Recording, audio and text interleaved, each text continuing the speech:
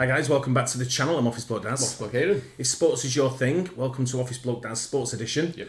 Everything we do on here is all sports related, nothing else, just pure sports, right? Yeah. Or sports related. Yeah. Don't forget to like and subscribe if that's the thing for you. Why are NFL games played on Sundays? It's complicated. Isn't one played on Thursday though? Playing Thursdays, One on Fridays, Mondays, Saturdays. Don't think they do Saturdays. They don't do Saturdays. But yeah, it's. I always kind of wonder why. You know, when you go around the world, certain sports are played on certain days. Yeah. And it's like us now with our soccer. It used to always be Saturday at 3 p.m.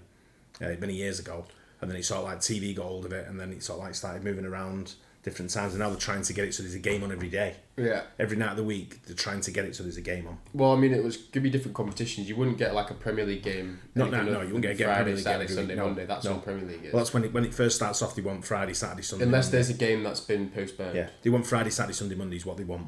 One game Friday, one game Monday, and then everything else. Yeah, Saturday most of the games on Saturday, and then Saturday lunchtime, Saturday night, 3 o'clock still not allowed to be played. A lot of people don't know that, but in the UK, you cannot play soccer. You cannot televise soccer. Sorry, at 3 p.m. on a Saturday. Yeah, it's a blackout. Yeah, don't know why. It's the weirdest rule from like 1920. That's when most of the games are played. Stupid as well. rule. Yeah, but anyway, this is why are NFL games played on Sundays? I don't know.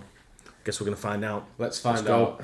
Have you ever wondered why the NFL plays games on Sundays? What's up? Who we got? Oh my God, Von Miller! It might seem like a simple question and even more obvious answer. However, the real answer is quite complex and fascinating. It has to deal with money, politics, and power. In this video, we'll take a look back at the origins of the NFL and how it became the most dominant force in American sports.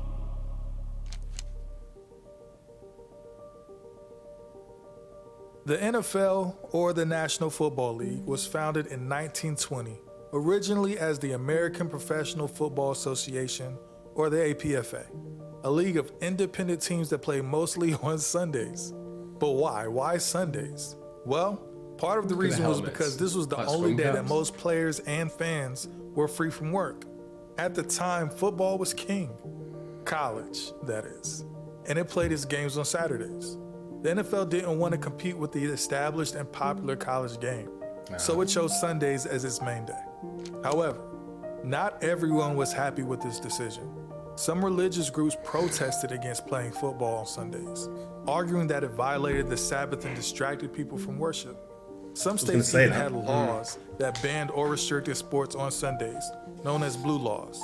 The NFL had to deal with these legal challenges and public criticisms, but it also had to deal with another problem: lack of exposure. In the 1920s and 30s, the NFL struggled to attract fans and media attention. The league was overshadowed by college football, baseball, boxing, horse racing. The NFL had no national television contract, no consistent schedule, no playoffs, no Super Bowl. The league was also plagued by instability as teams frequently folded or moved to different cities. The league needed a boost, and it got one in the 1940s and 50s, thanks to two factors: World War II and television. A state of war has existed between the United States and the World War II disrupted many sports leagues, but it also created a demand for entertainment and patriotism. The NFL capitalized on this by promoting its players as heroes and role models, and by staging patriotic ceremonies before and during games, which can still be seen today. The war also reduced the talent pool for college football, giving the NFL an edge in quality. Television was another game changer for the league. In 1951, the NFL signed its first national television contract with Dumont Network, a pioneer in broadcasting. This is the home of professional football, the Dumont Television Network. The deal was worth $75,000 per year for 13 games. Although Dumont was a small network with a limited reach, it gave the NFL a platform to showcase its product to a wider audience.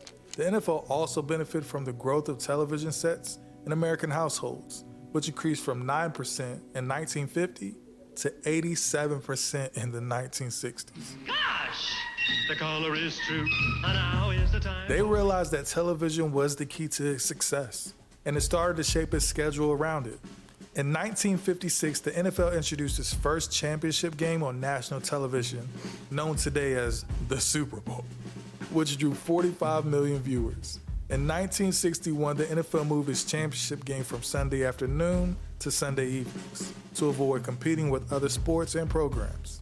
In 1961, the NFL signed a new television contract with CBS for $4.65 million per year for 14 games. However, there was a catch. The new contract came with a condition.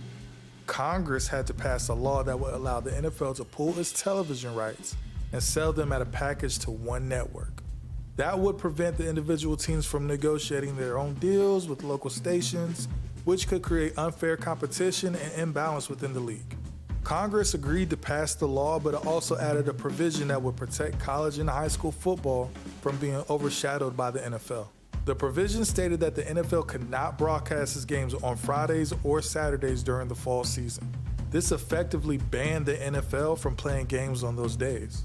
The law was called the Sports Broadcasting Act of 1961, and it gave the NFL a huge advantage over other sports leagues. How?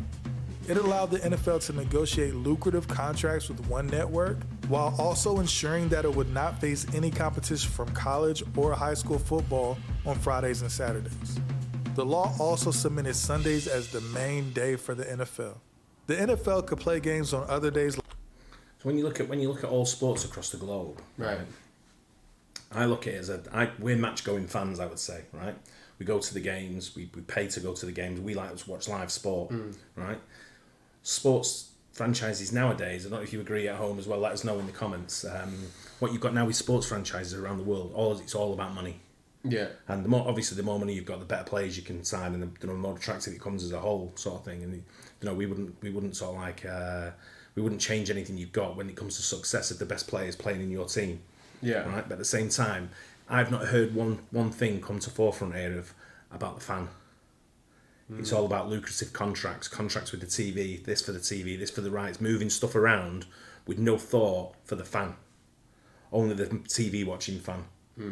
Now I know the NFL's different because it's a massive space to get around for different things, whereas in the UK to go around, but the thought is never given to the fan, even on a smaller scale over here. Yeah. They don't really care for the fan.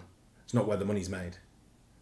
The money's made in TV rights and all that. The money is if you get say you go to a game and it's like $30, you get 100,000 people there.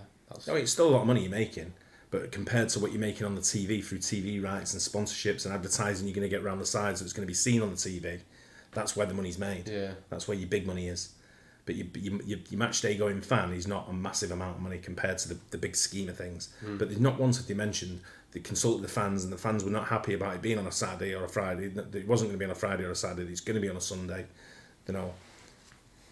Sunday's a football day in the USA. It's been because it's historical now. Going back to this, and you get used to it for many years since the '60s.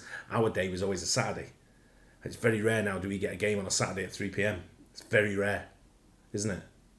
Yeah, well, I mean, there's always a game at Saturday at 3 o'clock. There is always a game, and not always your team. Yeah, and because they tried to make it the more unsatisfying games because you can't watch it on TV. Yeah, so you never really have City playing because they're one of the top more profile teams. Yeah, although the last game we played was Saturday at 3 p.m. Yeah, because we played against Nottingham Forest, was it? Brighton.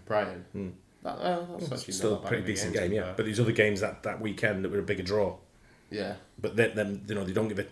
If anything happened, they'll move the game at last minute's notice. They don't give you enough notice to move the game to a Saturday or a Sunday or a Friday or whatever day without any consideration for the fan. And if you're an away fan travelling, say Brighton, that's a 6-hour journey, 5-6 hour journey. Yeah, correct. Yeah, and there's no thought given to the fan, and that's the bit that bothers me. Yeah. Like Mondays, but only if they did not interfere with college or high school games. The law also gave the NFL an exemption from antitrust laws, which meant that it couldn't be sued for monopolizing or restricting competition in sports broadcasting. The Sports Broadcasting Act of 1961 was a turning point for the NFL. It gave the league stability, exposure, revenue, and power. It also established Sundays as the sacred day for pro football, a tradition that continues to this day.